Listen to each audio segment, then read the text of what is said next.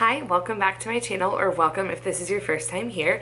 My name is Carly. I am a mom to two little boys. My son Leo is almost 2, and I just had a little baby boy named Jack. He is 3 weeks old now. He is so sweet, and today I wanted to share a little bit about my birth experience with Jack, what happened, and how I'm dealing with it. So before I had Jack, I shared about my desire to have a VBAC, or a vaginal birth after cesarean. My first son Leo was born after an induction and an unplanned C-section, and my hope was to not have a C-section this time and have a vaginal birth. Unfortunately, I ended up having a repeat C-section. I was also induced with Jack because I went really overdue, and I ended up having another C-section. So I just wanted to share a little bit about what happened, how I'm dealing with it, and how I am moving forward after an unplanned repeat C-section. Leo was overdue, so I assumed Jack would be overdue as well. Leo was about a week overdue, and I ended up having an elective induction with him where I essentially was like, I don't want to be pregnant anymore, let's just get this baby out. So I was induced and delivered him in an unplanned C-section because my body just wasn't ready for him to be born. So I was really hoping to do things differently this time. My hope was to go into labor on my own without having to be induced. So I decided to wait, and I decided to buckle up and be patient. My due date was June 13th, and I tried to put almost no stock into that date and just like kind of let it come and go. And I'm so grateful that I prepared that way, because sure enough, my due date came and it went. At my 40 and 41 week appointments, I was basically not at all dilated, not at all effaced. Thankfully, everything looked great on the non-stress test. Jack was like doing just fine in there, but he just wasn't interested in being born. So unfortunately, I did end up having to be induced because I went so overdue without showing any signs of labor on my own.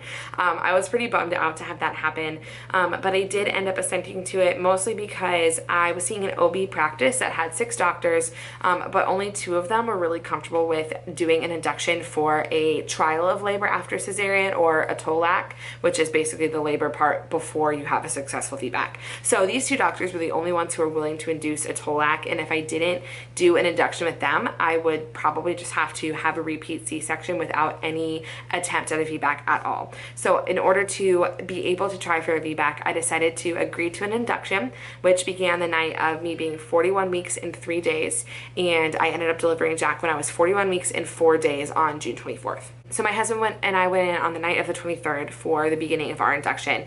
And if you know anything about inductions, it's pretty common for women to be given a medication to ripen their cervix to give them some effacement and some dilation before starting on Pitocin, which is kind of like the main drug used in inductions. But those medications are not safe for women who've had cesareans in the past, like I have, because they increase your risk of uterine rupture, which is where your uterus would actually open up along your previous scarring.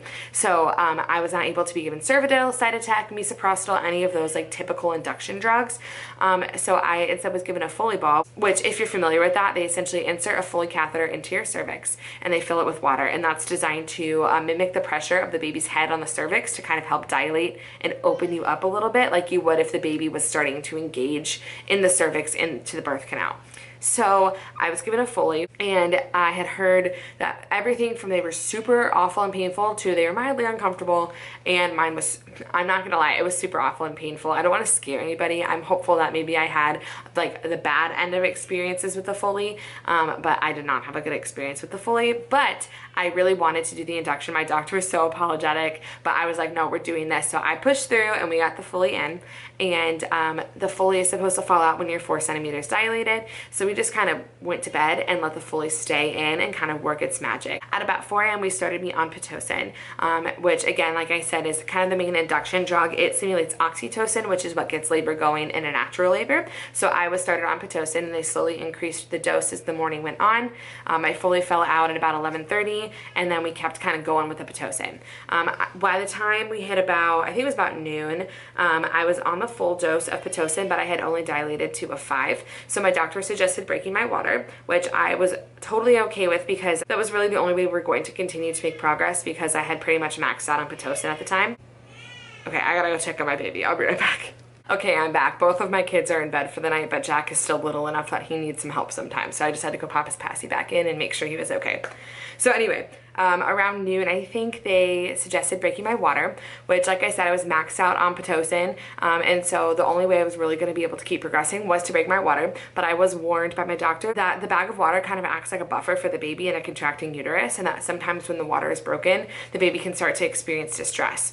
So that was essentially what happened in my C-section with Leo, is that after my water was broken, Leo started experiencing distress, and I ended up having to have a C-section because his heart tones were not looking good. His heart rate was decelerating. So I kind of knew that was like a thing, but I totally felt really good about the progress that we were making. I was excited about laboring. I had actually gotten to labor in a tub, which was something I had wanted to do when I was in labor with Leo, but didn't have the opportunity to.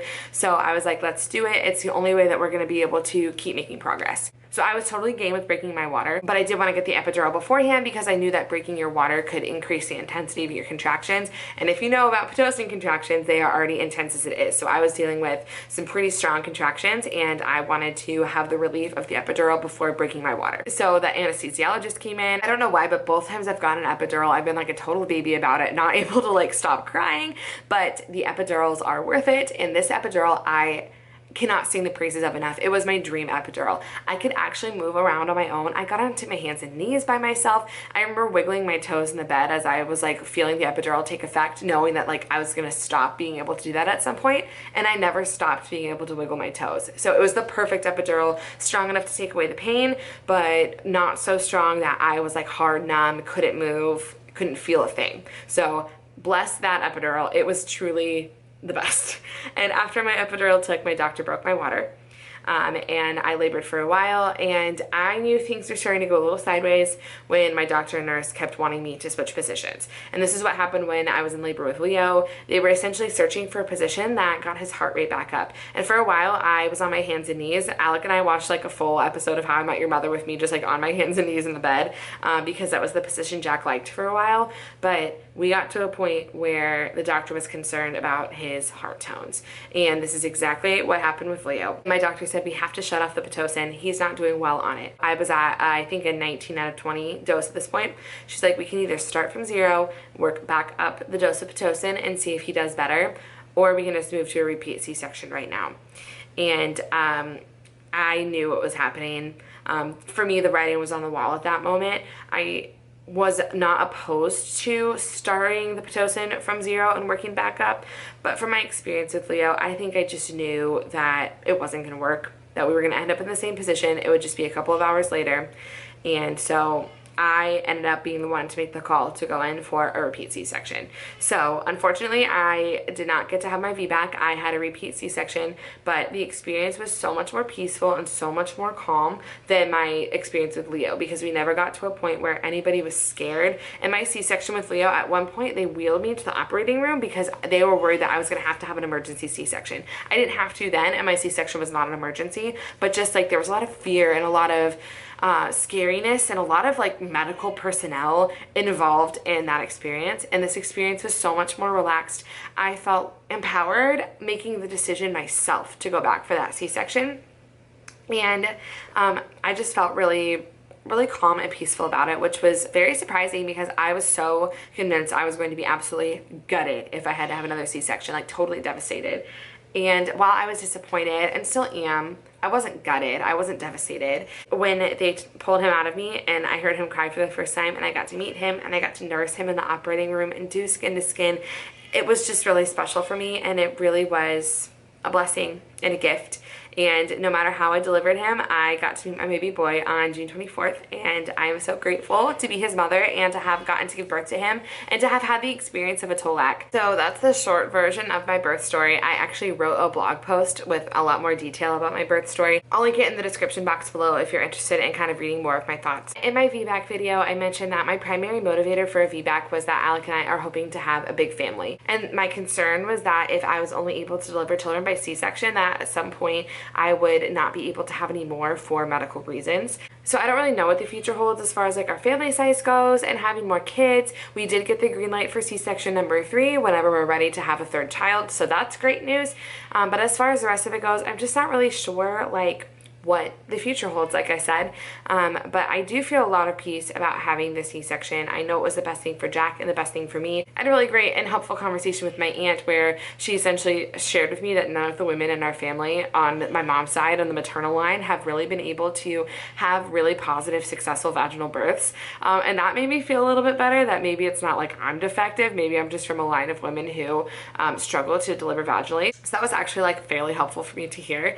And I I am trying not to worry too much about it. Right now I'm just focusing on healing up and recovering from my C-section with Jack, bonding with him and snuggling, getting used to being a family of 4, which, oh boy, I could make a whole video about this transition because it has been beautiful and wild and hard and emotional in ways I didn't expect. But I'm trying not to think too much about anything other than getting used to being a family of 4 and me being a mother of 2. So that's a little bit about my birth story and my C-section story.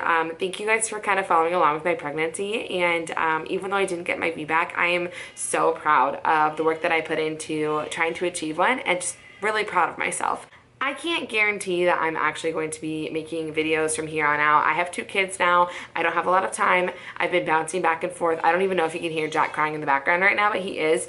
So I feel like I'm not as available to make videos as I was when I only had 1 child. But if you're interested in more videos like the newborn products that I love, newborn products I regret buying, just anything like that, I'd love to share more videos. So leave a comment if you're interested. Thank you guys so much for watching and for being a part of my life now as a mother of 2. And I will see you guys in the next video. Bye.